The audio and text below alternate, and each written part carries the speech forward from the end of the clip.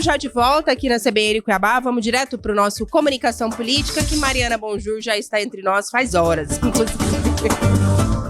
Jornal da CBN Cuiabá.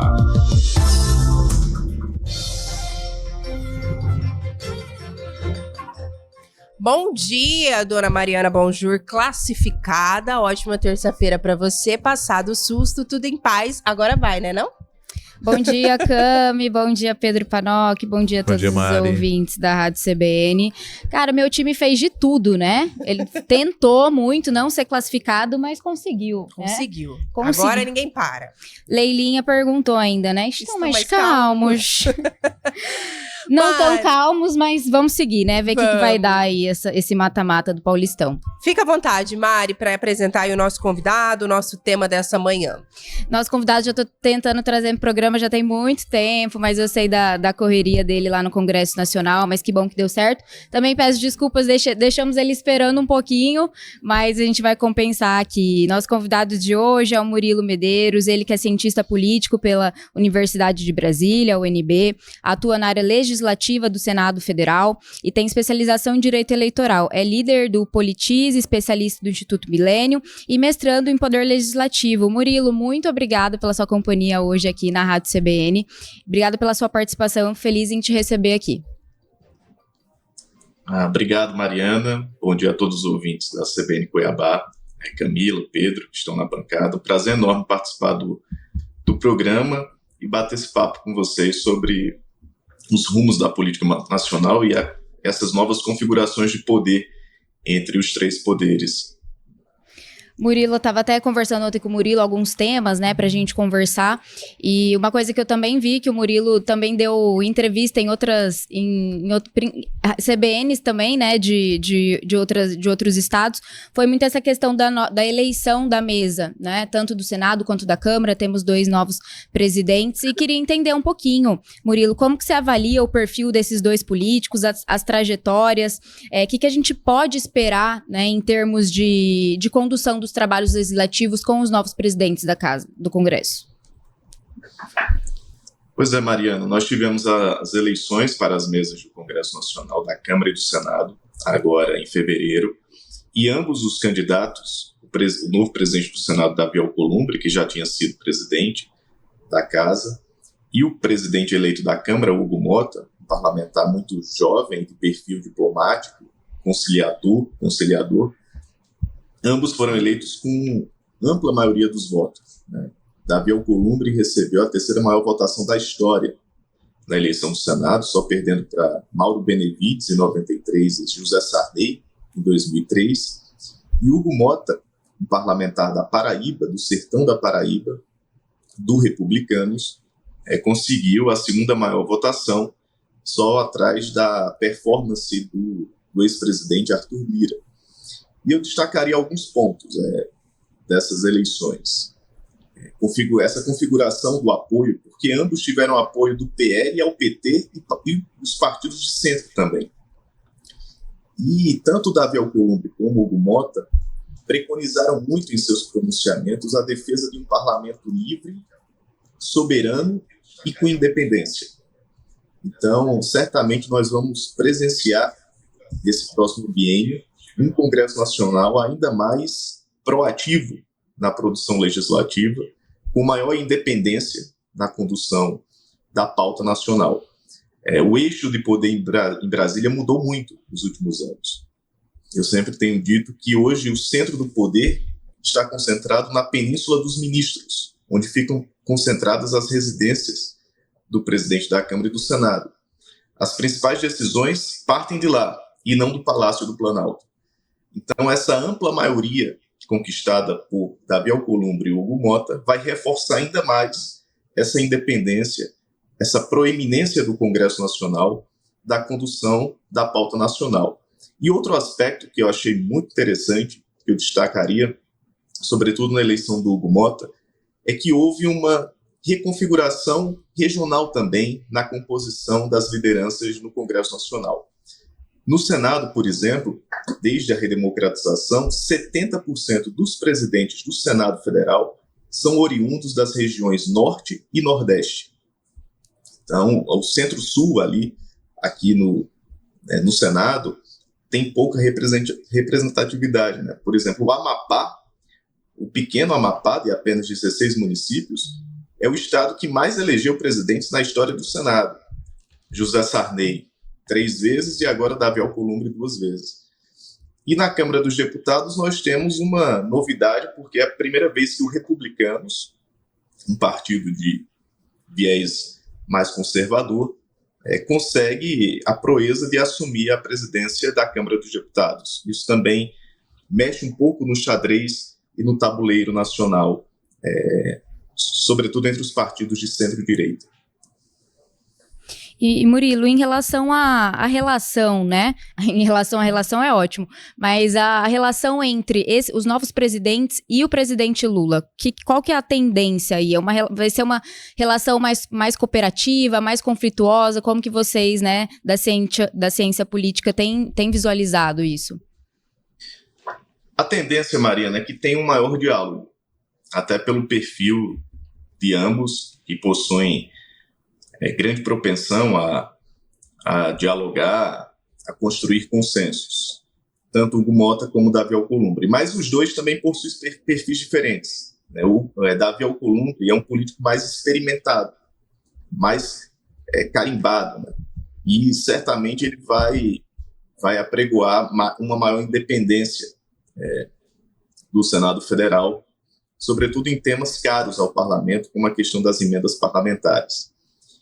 Já o Hugo Mota, um político mais jovem, tende a ter uma relação mais harmônica com o Palácio do Planalto, mas também entre defender os interesses do governo e defender os interesses do parlamento, ele vai ser o principal bastião da defesa da institucionalidade do parlamento. Então, por mais que eles mantenham uma certa parceria com o governo, a defesa dos interesses e das prerrogativas do poder legislativo serão preservadas. Apesar dessa estabilidade interna das eleições dos dois presidentes, o governo não vai ter vida fácil na relação na condução da sua pauta no Congresso Nacional. Até porque hoje, para governar, o custo político é muito maior. O governo perdeu os instrumentos de barganha que tinha com o Congresso Nacional. Hoje, para você governar, não basta fazer só uma reforma ministerial. O governo antes, no início da década dos anos 2000, tinha um poder de contingenciar, de segurar, de represar as emendas parlamentares, conduzia muito mais a pauta do Congresso Nacional com medidas provisórias, por exemplo. E hoje eles perderam, o Poder Executivo perdeu um pouco dessa capacidade. É até curioso que quando os prefeitos vêm a Brasília, eles visitam primeiro os gabinetes dos deputados e dos senadores, depois é que vão nos ministérios. Então, o Palácio do Planalto perdeu muito essa capacidade de barganha e negociação para montar sua base de coalizão. Então, eu enxergo uma relação harmoniosa, sim, com o Palácio do Planalto, porque Hugo Mota e Davi Alcolumbre mantêm uma relação de proximidade com o atual presidente Lula, mas os dois vão defender, sim, em última instância, a independência e as prerrogativas do Congresso Nacional, que só tem crescido na última década. Ô Murilo, se me permite, Mari, só aproveitando o gancho um pouquinho disso que ele falava, a gente está acompanhando, né, nacionalmente aí, parece que um desgaste muito grande, né, do governo federal. Os ministros parece que não se conversam, a gente está acompanhando aí, mais recente agora, essa situação envolvendo o Fávaro e o Haddad. Um fala uma coisa, outro fala outra, o governo federal anuncia medidas, depois recua, a gente acompanhou essa situação também agora do Plano Safra. Enfim, parece que tá um quebra-cabeça ali, ninguém se entende, ninguém conversa, ou se conversa, um não fala a língua do outro. Até que ponto essa situação pode evidenciar ainda mais o mandato desses dois presidentes da Câmara e do Senado? Pode trazer um protagonismo ainda maior para esses nomes, na sua visão? Eu acredito que sim, Camila, porque hoje o governo passa por um problema não conjuntural, mas sim estrutural, de fadiga de material. Nós temos índices de crescimento econômico razoáveis, vivemos até um baixo índice de desemprego, mas o brasileiro perdeu muito poder de compra, né? A questão da inflação dos alimentos fez com que a popularidade do governo Lula caísse aos seus piores níveis, né? Lula nunca presenciou índices de popularidade tão baixos. Isso faz com que o Congresso Nacional aumente ainda mais seu poder, seu capital político, né? O centro político vai exigir muito mais do governo para ditar as pautas de interesse do Palácio do Planalto. E quando nós temos um executivo fraco, em política não há vácuo, né? Então, quando existe essa regra, executivo fraco, legislativo forte. E a tendência é que Hugo Mota e Davi Alcolumbre se fortaleçam ainda mais nesse equilíbrio do jogo entre os três poderes. E, sem dúvida alguma, a questão da inflação dos alimentos, inflação é um veneno, é o pior veneno para qualquer mandatário público. E o governo Lula, hoje, além de pecar muito por uma descoordenação no anúncio de suas ações, carece hoje de uma marca política. O governo, que foi eleito com uma frente ampla, perdeu conexão com seus eleitores mais clássicos e fiéis, sobretudo aqueles eleitorado mais moderado, de centro, que votou em Lula porque rejeitava Bolsonaro, e o governo acabou perdendo conexão com esses eleitores, e hoje se vê numa encruzilhada, né? Temos pouco tempo, já estamos no segundo biênio do governo, e até agora o governo não tem uma marca sólida que cria essa conexão com o eleitorado, né?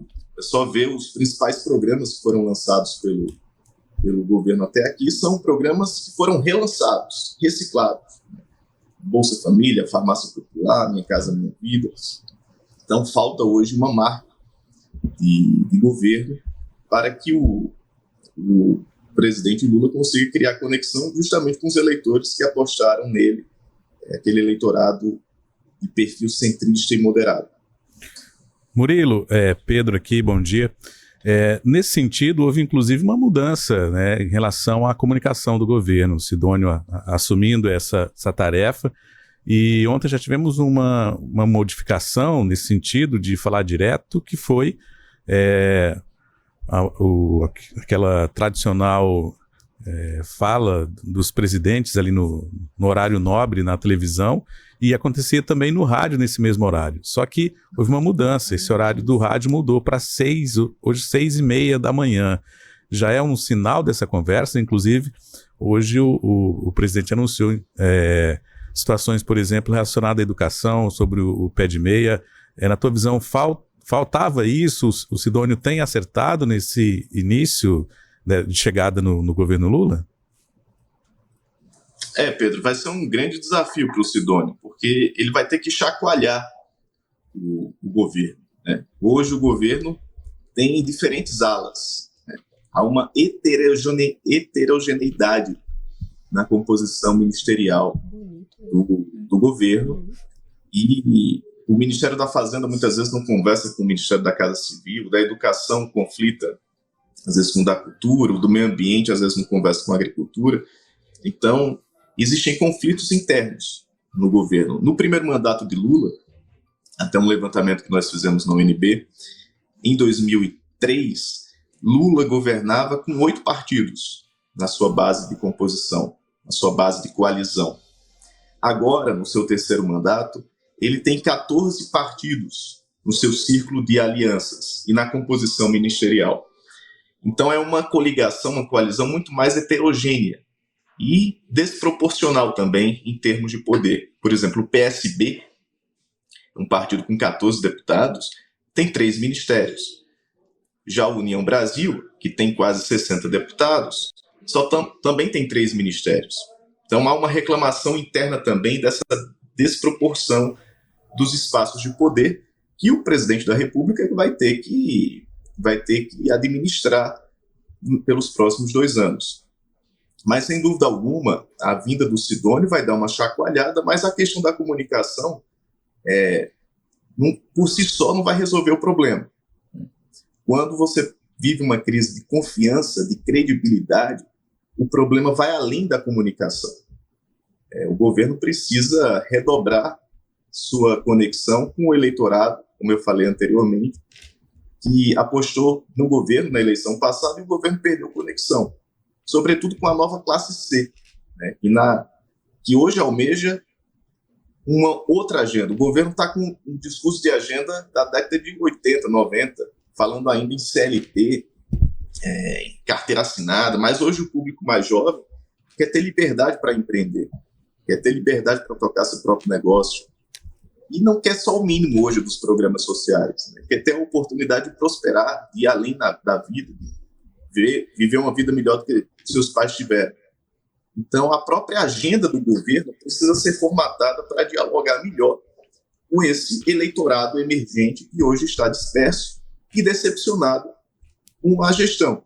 É uma crise de credibilidade.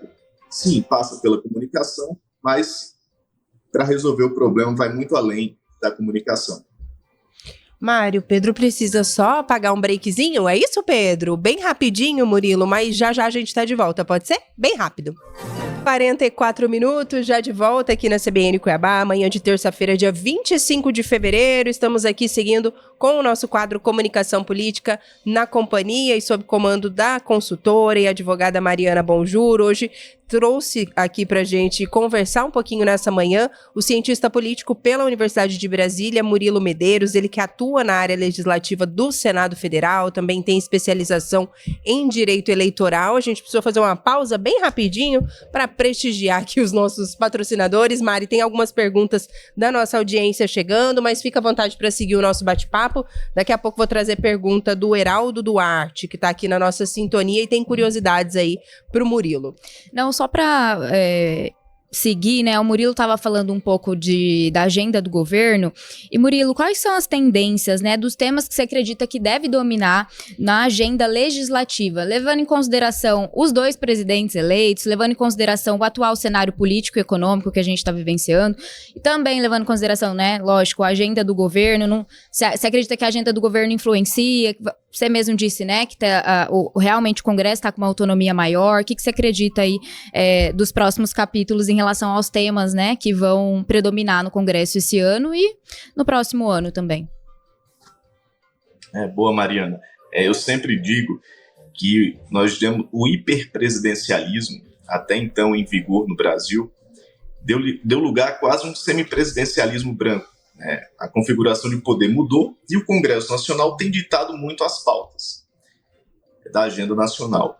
E pelo menos 3 temas devem predominar esse ano no Congresso Nacional. O primeiro é o âmbito econômico, a questão da inflação dos alimentos, a questão fiscal do Brasil, que preocupa muito.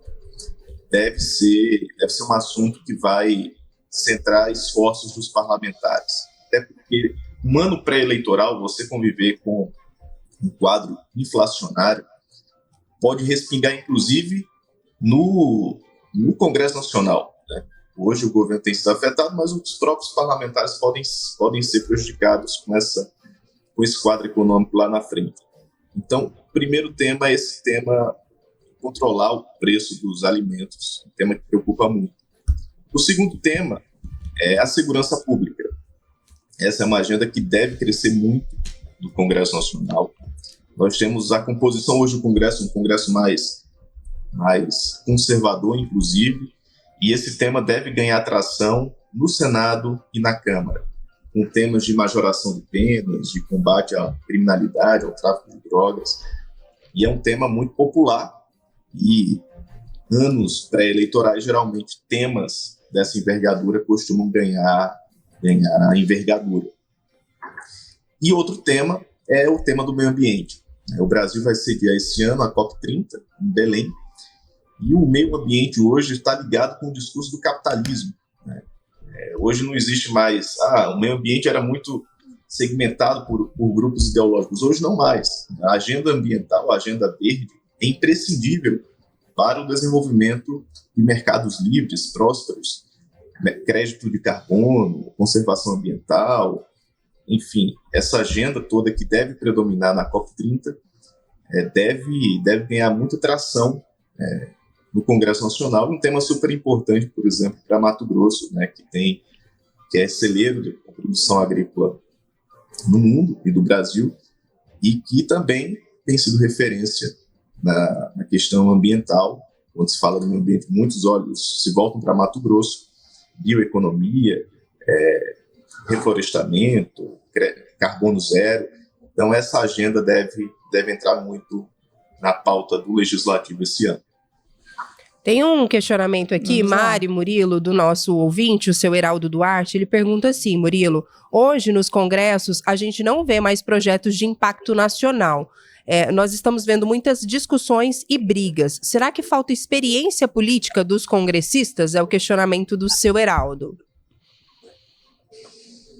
Isso é uma ótima pergunta, Heraldo, porque a nova política acabou envelhecendo muito rápido.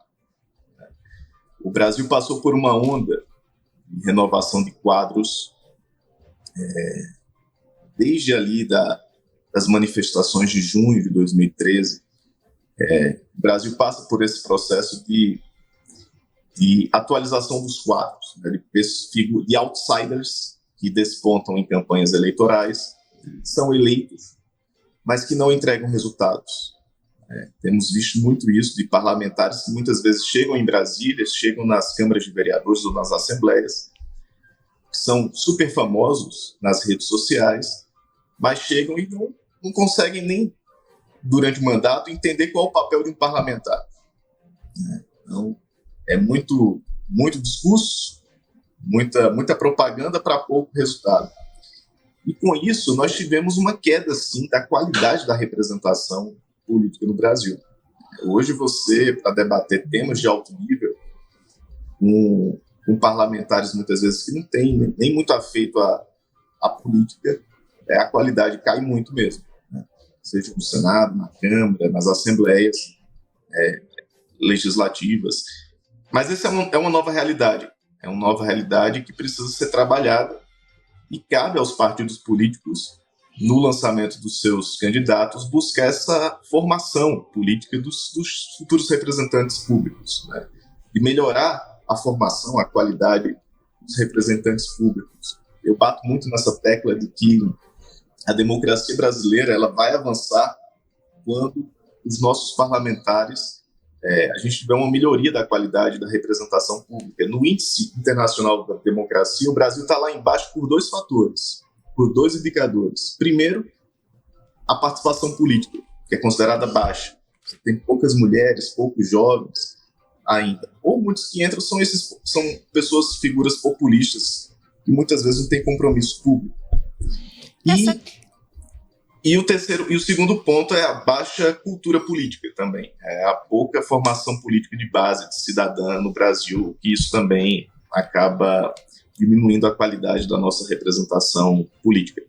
Nesse ponto, um detalhezinho, Mari, ainda em relação a isso, só essa questão de... A gente fala muito aqui, né, de rede social, da importância disso. A Mari tá aqui conosco já tem mais de um ano, né, e rede social, Instagram, vídeo, essa coisa toda, é sempre muito tema aqui das nossas pautas. Mas você acha, Murilo, só aproveitando também o gancho disso que o seu Heraldo falava, essa questão, né, do vídeo, da selfie, da rede social, dessa instantaneidade, isso acaba também empobrecendo um pouco esse debate que a gente tem no Congresso?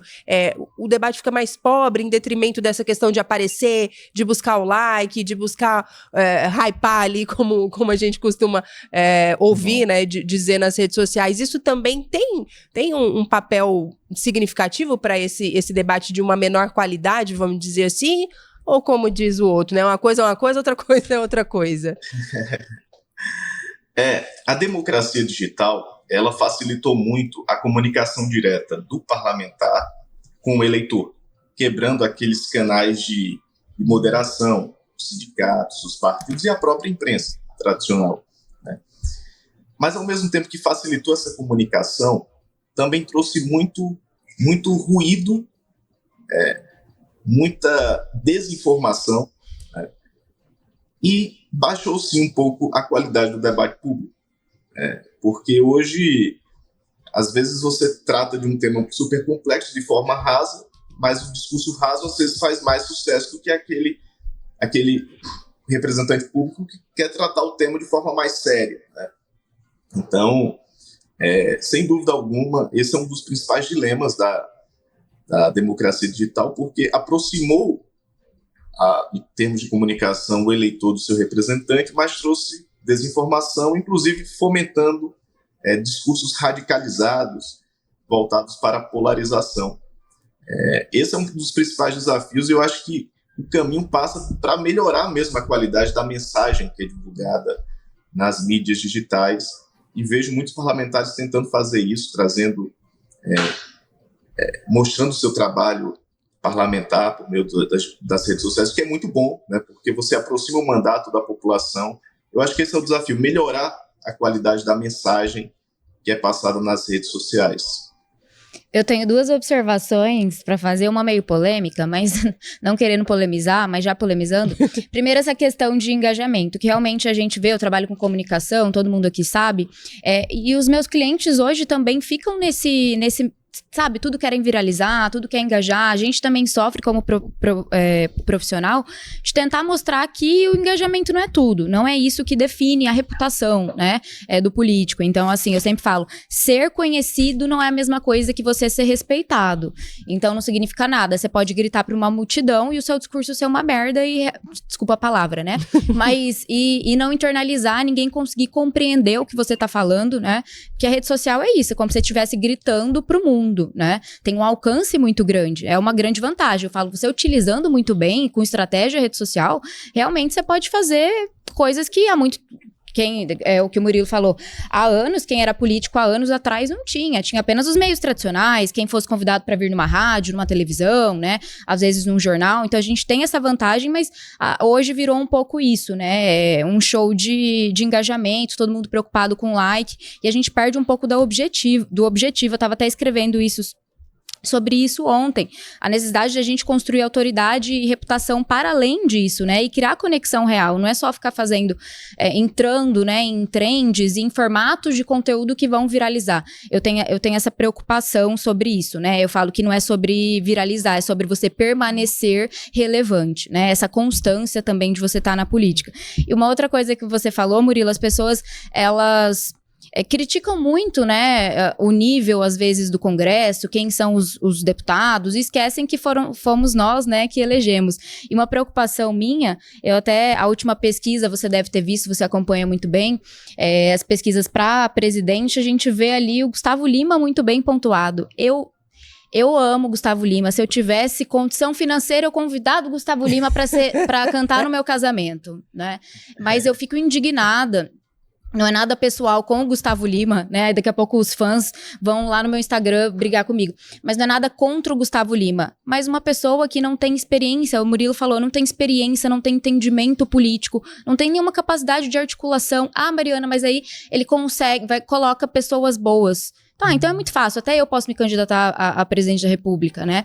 Ah, mas a pessoa quer ter interesse, a pessoa, você aprende com a experiência. Pô, mas não começa ali como presidente da República, né? Tenta vereador, vai aprender um pouco de política. Olha, né, isso que eu fico indignada. A pessoa do nada, né? Não tem experiência nenhuma de gestão pública, não tem conhecimento absolutamente de nada e vou me candidatar a presidente. E aí o pior não é nem o Gustavo Lima que quer se candidatar, são as pessoas, né? Que ali de alguma forma estão, não sei se na hora do vamos ver, vão votar de fato, mas estão ali, pelo menos nas pesquisas, respondendo uma intenção de voto muito forte. Então, ficou a minha indignação, tá? Isso aqui é um desabafo, não só como profissional, mas também como eleitora das pessoas. Eu entendo a indignação de muitos na política, mas vamos pensar, não vai piorar, Murilo? A gente colocar uma pessoa que não tem noção nenhuma de gestão pública para governar o país? Né? Eu acho válido, né? A pessoa do nada teve interesse na política. Não vamos começar de mais baixo, vereança, vamos aprender um pouco como trabalha o legislativo, já quer ir para o executivo e o maior cargo executivo do país? Tô voltando a minha pergunta para o Murilo. Não, Mariana, super bem pontuado. Estou pleno de acordo com suas colocações, muito bem pontuadas. De fato, esse é um principal dilema hoje da nossa democracia, das democracias representativas pelo mundo também, a questão da representação e de como melhorar a qualidade hoje da representação política no Brasil. Hoje, por exemplo, os partidos políticos, todos são obrigados a destinar 20% da sua verba do fundo partidário para uma instituição de formação política de seus membros. Todo partido tem uma fundação partidária. o MDB tem uma, o PT tem uma, o PL, União Brasil, o PSD. Mas muitas vezes os próprios partidos não destinam de forma eficaz essa destinação de verba, né, na formação dos seus quadros. Não à toa, no Brasil, nos últimos anos, surgiram várias academias e escolas de formação de liderança pública. Renova BR, Movimento Livres, enfim, movimentos de rua também, visto que os partidos perderam essa conexão na formação dos seus quadros, né, na formação de quem vai disputar e quem vai levar a sua agenda programática. Isso também precisa ser olhado com atenção, esse filtro que os partidos precisam fazer para melhorar a qualidade dos seus representantes, né? E, como você bem pontuou, Mariana, a questão da democracia digital, um outro problema também são as bolhas informacionais, né? Muitos só conversam com o seu público, né? E, às vezes, a atuação, muitas vezes, de determinada liderança fica muito restrita a uma determinada bolha informacional, que também acaba prejudicando também a atuação do parlamento como um todo, porque você deixa de conversar com outros setores. Então, sem dúvida alguma, a questão da representação política hoje no Brasil é um desafio, e a formação cidadã de base é fundamental. As pessoas precisam entender a importância das instituições, do seu funcionamento e do papel dos representantes públicos, até para que possam cobrar, né? O exercício da cidadania não é só no momento do voto, né? Pelo contrário, é mais importante ainda o pós o voto, para que a população consiga participar, cobrar, fiscalizar o representante público eleito. Murilo, a gente vai precisar fazer agora uma pausa obrigatória, mais uma vez, para o repórter CBN, mas aí a gente volta para a gente seguir aqui para os momentos finais do nosso bate-papo. É bem rápido. Cuiabá, amanhã de terça-feira, agora 10 horas e 4 minutinhos, dentro do nosso quadro Comunicação Política, sob o comando da Mari Bonjour, hoje conversando com Murilo Medeiros, que é cientista político, falando um pouco aí sobre as novas presidências no Congresso, um pouco do cenário aí nacional, envolvendo as ações do governo federal, esse quebra-cabeça ali entre alguns personagens importantes do país. Mandar um abraço ao Ângelo Fabrício, tá aqui na nossa sintonia. Nilson também tá conversando conosco. Seu Pinheiro também tá aqui na nossa audiência. O Adriano, Mari, ele pediu para perguntar se só pode ter palmeirense aqui na bancada. É exigência. Aqui exigência para ser contratado na CBN. O currículo aqui, Adriano, a gente analisa a preferência de time. O nosso entrevistado aqui, o Murilo, você tem algum time de coração, Murilo? Eu torço pelo São Paulo. Dos males o menor, né? São Paulo não anda incomodando muita gente, não anda ganhando muita coisa, então a gente releva. Futebol. Antes da gente seguir, Mário, o Pedro tem um recadinho para nossa audiência bem rápido, antes de você trazer aí a sua próxima dúvida. Obrigado, Camila. Vou falar com a nossa audiência CBN. Vem cá, e se eu te dissesse que com um simples pedido você pode concorrer até R$100 mil todo mês, hein? Com o Nota MT, isso é possível. Basta pedir o CPF na nota quando for comprar algum produto. Não importa o lugar. No mercado, na farmácia, no posto de combustível, no restaurante. É direito de todo mundo exigir seu CPF na nota. São mais de 1.000 premiações todo mês, que juntas somam R$900 mil. Além de concorrer a prêmios, você ainda tem a oportunidade de ajudar uma entidade social da sua escolha. Ganhou, a solidariedade também ganha. E tem mais, o CPF na nota gera pontos que podem ser usados como desconto no seu IPVA. Acesse notamt.gov.br ou baixe o aplicativo para se cadastrar. Vai que o próximo sortudo é você. Não se esqueça, peça o CPF na nota, concorra a prêmios e ganhe desconto no IPVA. Governo de Mato Grosso. Camila. 10 horas e 7 minutos, a Raquel Abrão também tá na nossa sintonia, gostou, mandou um alô especial pro Murilo e mandou uma figurinha aqui do São Paulo. Raquel, que também é torcedora do Tricolor Paulista. Mariana Bonjour, fica à vontade para seguir. Temos alguma pergunta? Ainda não. Já vamos finalizar, já prendemos bastante o Murilo, mas queria fazer uma última pergunta que eu até comentei com ele, que ontem, né, Murilo, foi celebrada a conquista do voto feminino no Brasil. E como que você avalia, né, o avanço da participação das mulheres no Congresso Nacional? A gente já fez programas aqui sobre isso, principalmente na período eleitoral. A gente trouxe um pouquinho umas advogadas falando sobre a cota de gênero, essa subrepresentatividade. A gente sabe que, apesar dos avanços, né, a representatividade ainda é muito baixa, considerando que nós somos a maioria, né, do eleitorado brasileiro. E o que você acredita, né? Quais fatores você acredita que tem dificultado essa ampliação? E você que está aí no Senado, existem alguns projetos ou iniciativas em tramitação que pode fazer com que essa participação feminina se amplie nos próximos anos? Essa é uma boa pergunta, Mariana, porque, como você bem lembrou, são 93 anos da instituição do voto feminino no Brasil, um marco super importante. De lá para cá, tivemos sim alguns avanços, até um aumento da representação feminina na política, mas de forma ainda muito aquém do esperado. O Brasil ainda está muito atrás na configuração mundial. Por exemplo, dos países do G20, o Brasil é o segundo pior na representação feminina no Congresso Nacional. Só fica à frente do Japão. São 14,8% dos assentos no Congresso Nacional com representantes mulheres. Os países mais bem ranqueados são México e Argentina. E no Brasil se fala muito sobre a questão de cotas de gênero. Acho que sim, são ingredientes que merecem ser discutidos. O Congresso tem discutido muito sobre isso. Inclusive no Brasil, 5% do fundo partidário tem que ser obrigatoriamente destinado para a formação política das mulheres. Esse é um ponto importante. Formação de quem deseja entrar para a vida pública das mulheres, que não adianta também só colocar a cota sem ter a formação lá atrás, né? Preciso ter esse olhar da formação. E 30% do fundo eleitoral também é destinado para as candidaturas femininas. Mas nós temos visto que, por si só, isso não tem bastado, né? Para aumentar como gostaríamos da presença das mulheres na política. Alguns projetos tramitam no Congresso, instituindo cotas para os assentos das mulheres, mas eu olharia por um outro aspecto. Eu acho que o Brasil poderia pensar numa mudança do seu sistema eleitoral.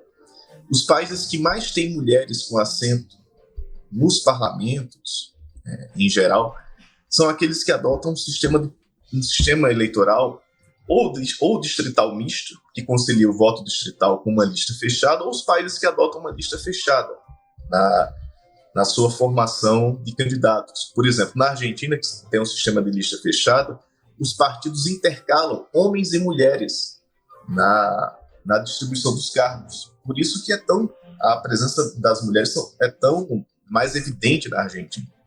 No México, o voto é distrital misto, ou seja, metade das cadeiras é pelo voto distrital, você vota conforme ali o candidato do seu distrito, e a outra metade é distribuída pelo voto em lista, que aí os partidos nomeiam por critério, né, de afinidade, de escolha, mulheres, homens, pessoas com formação, enfim. Eu acho que esse sistema distrital misto acaba ajudando, inclusive, a melhorar, a ter um filtro melhor dos representantes públicos.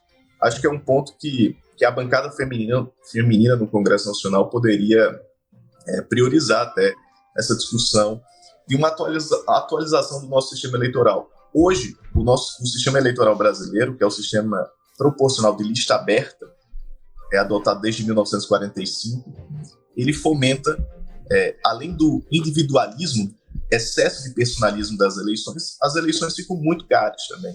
Se fosse um distrital misto, além de melhorar essa representação de gênero, né, inclusive atraindo não só mulheres mais jovens também, melhoraríamos também a qualidade da representação parlamentar. É um ponto que o Brasil merece ser discutido nessas próximas legislaturas.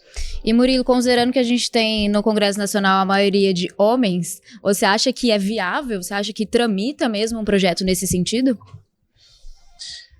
É viável se tiver liderança que consiga levantar essa bandeira. Se não tiver liderança, se não tiver o convencimento junto à sociedade, que é outro ponto importante, os projetos não avançam. É preciso aliar as coisas, parlamentares que tenham a capacidade de liderança para abraçar com convicção o tema e fazer essa mobilização junto à sociedade. Os principais marcos legais instituídos no Brasil nasceram assim, de lideranças que conseguiram levar o projeto para além dos gabinetes do Congresso Nacional, mobilizando a sociedade. Se tivesse mobilização, o Brasil tem como avançar nessa agenda. Mas o grande problema hoje é que o Brasil tem um grande déficit de lideranças. O Brasil perdeu muito de referências, de figuras inspiradoras. E como nós falávamos há pouco tempo atrás, muito por conta dessa baixa qualidade da representação pública, né? Então vamos ver se alguém consegue despontar para levantar esse tema dentro do Congresso Nacional. Nós ficamos na torcida, né, Cami? Mário, eu disse que não tinha perguntas, mas só pra gente finalizar aqui, Murilo, tem alguns comentários aqui da nossa audiência, as pessoas participando aqui, o Breno comentando de um tópico que a gente falou ao longo da nossa conversa, ele fala que briga, né, entre deputados, senadores, não deveria acontecer, porque estão ali para discutir projetos de lei para a população, brigas não levam a lugar nenhum, muito pelo contrário, eles têm que debater e brigar pelos interesses da população. Comentário do Breno Pereira, que nos acompanha lá de Petrolina, deixou registrada a participação dele aqui no YouTube. E aqui no nosso WhatsApp, o Júlio César tocando em 2 tópicos que a gente falava também ao longo da nossa conversa. Ele lembra que o Sarney era um terceirizado, a origem dele é do Maranhão, tanto que nas 3 vezes que foi eleito por lá, o povo local ficava revoltado, porque ele não aparecia por lá. Se candidatou, na época, pelo recém-criado estado, em razão da rejeição que sofria no seu estado de origem. Sem falar que era rejeitado também nacionalmente, se não me engano, a nível pior do que está o atual governo. Ou seja, político fazendo política. E sobre o exemplo que a Mari deu do Gustavo Lima, ele fala aqui, é um bom exemplo, o Mário político hoje não tem eleitor, ele tem fã. Por isso que nós somos um país de terceiro mundo. Tá aí, Júlio César prestando atenção em todos os tópicos que a gente tratou por aqui. Não sei se o Murilo, a Mari tem mais alguma consideração antes da gente encerrar aqui o nosso bate-papo. É muito isso também, né, Mari? É fã. Não importa o que a pessoa faça, ele tá ali, fidelizado, e aí o resultado às vezes não é tão bom, né? Perde a capacidade da crítica, né? A gente tá, parece que fica vendado, é tudo lindo, tudo correto, então a gente perde um pouco isso, né? Essa capacidade de crítica mesmo, eu acho. Acho que a pessoa é um deus, idolatra ao ponto de que tá tudo certo, e às vezes é um absurdo e a gente acaba defendendo ali, né, o político, a pessoa, e enfim. E aí são alguns absurdos que acontecem e a gente tá aí por algumas situações como essa. Mas, finalizando, Murilo, quero te agradecer pela participação, por topar estar aqui com a gente. Desculpa pelo pequeno atraso, mas a gente conseguiu aí. A vontade era de fazer muitas mais perguntas, mas a gente tem aqui uma programação para seguir, mas com certeza aí, com o decorrer do ano, com o avanço das agendas legislativas, se vou te perturbar um pouquinho, quem sabe você volta aqui para a gente conversar mais um pouquinho sobre a política nacional. Muito obrigada pelos ensinamentos, né, pela conversa, e a gente te espera aqui uma próxima vez. Murilo, muito obrigada. Obrigado, Mariana. Adorei participar, estar com vocês, com toda a equipe aí da CBN Cuiabá, Camilo, Pedro. Agradecer a todos os ouvintes também da CBN Cuiabá. Obrigado e até a próxima. Até a próxima. Vamos conversar outras vezes, Murilo, né, Mari? Obrigada pela companhia. Bom trabalho aí pra você. Um ótimo ano. Ainda tá fevereiro, dá tempo, né? Eu ainda tô dando feliz ano novo pra todo mundo. Desejar um ótimo 2025, só não pro São Paulo, né? Aí eu vou ficar devendo. A situação tá ruim, eu espero que piore. Brincadeira, Murilo, mas um ótimo trabalho pra você. Profissionalmente, o time, eu espero que não fique bom, não. Obrigada pela companhia. Obrigada, Mari, mais uma vez. Obrigada, gente. Terça-feira ótima semana para todos nós.